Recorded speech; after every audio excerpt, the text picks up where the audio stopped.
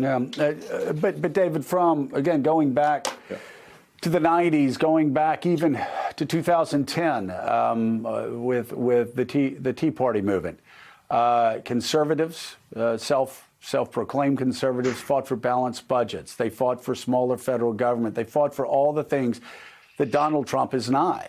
I mean, you look, and Donald Trump, even before the pandemic, gave us the largest deficits ever, the biggest federal debt ever, gave us the biggest federal budget ever, the biggest explosion in domestic spending ever, the biggest explosion in defense spending ever. I mean, every single thing these people fought for over 20 years got tossed aside overnight when Donald Trump won the nomination. And yet, I think George Will is absolutely right. For the past 2 years, I've had at the top of my Twitter feed a prediction: when all of this is over, nobody will ever admit to ever having been for any of it. It's going to disappear down the memory hole, and then we are going to face the wreckage Donald Trump left behind and some important choices, and politics will resume. We're going to have this enormous debt left over from the pandemic response. What do we do about it? How does the country meet its obligations? How do we restore the world free trading system that Donald Trump has so badly damaged? How do we reassert American leadership in a world in which so many people have lost faith in the United States, and in which China is objectively so much stronger than it was when Donald Trump came to power? There is going to be work to do. And so I think all of us who are watching this program, we need to get through what has to be done as rapidly as possible, because there's going to be real politics returning to America soon. And we're not going to be, as Anne warns, dealing with these challenges to the system, we hope. If only Donald Trump can be sent on his way to Mar-a-Lago or whatever other federal institution he's going to. If he can be sent on his way, you can get back to a world in which there's normal politics, in which people disagree in the way that people can constructively do to reach good ends for the country as a whole. And Anne, in Twilight of Democracy, and by the way, I'm glad I don't have to pay royalties every time I mention your book, or else I would be paying for an edition on your home. But you bring up a great point. You say Trump supporters do not fit the lazy stereotypes that even they put on themselves and that the press puts on themselves. They are not all poor and rural. They are not all impoverished. They are all not high school dropouts, that in fact, some are quite wealthy, doing quite well, went to the best schools in America and across the world, and are using those gifts, those blessings, actually to help authoritarians across the globe. Yeah, no, I've always disliked from the very beginning this idea that Trumpism, or the Brexit vote in England were somehow the product of, as the cliche has it, the white working class. I mean, the fact is that in the United States, the poorest Americans did not vote for Donald Trump, that economics does not fully explain what's going on. It's a part of the explanation, but not all of it. And that a lot of the people who work around Trump and for Trump, just like they work around and for would-be authoritarians in other countries, are extremely well educated. They understand the world very well. They are the product of, as you say, the best schools and the best universities. And they are using their skills and talents to promote him and to promote their own interests and their own benefit. And we've kind of closed our eyes to the fact, to the millionaires and billionaires who work for Donald Trump, and to the very well-off, well-off people in suburbs and in cities as well, who've also supported him. And they, in order to understand what they're doing, you need a more sophisticated frame of reference than the one that many have used. The stereotypes don't explain it. You need also to look at the cultural despair and the anger that a lot of conservatives feel about America. And as you said, this sense of victimization that explains so much. These are also an important part of the story. George Will is one who not only reported on Ronald Reagan, but spent enough time around Ronald Reagan to know him. What would President Reagan be saying about the erosion of democracy, not only in America, but also in Poland and Hungary? What's going on in Belarus right now?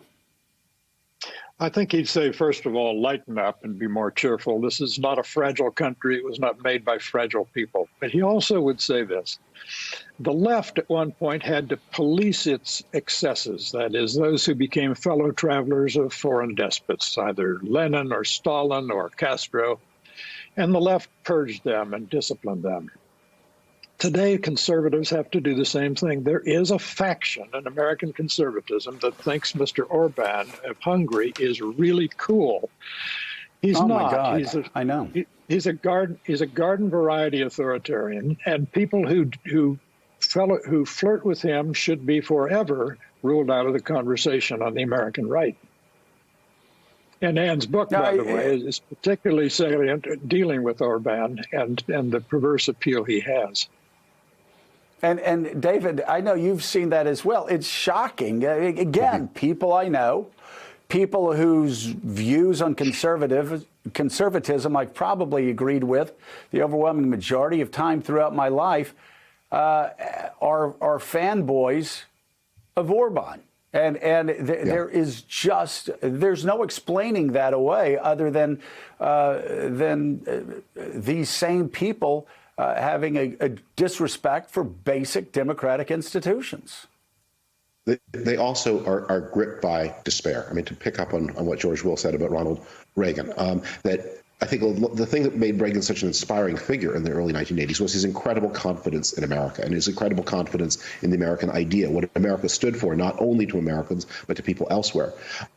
Donald Trump has always spoken negatively, has always spoken pessimistically. And that mood of despair has spread to many of the people who follow him.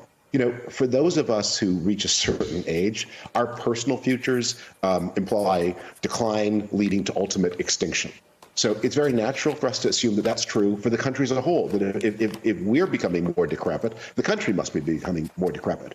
But politics that appeals is politics that offers hope and purpose. Donald Trump has never offered hope. He doesn't know that language. And his most important supporters, they offer the opposite. They offer gloom and fear and terror and decline and a message that touches people of a certain age, but that repulses everybody else, and that isn't true.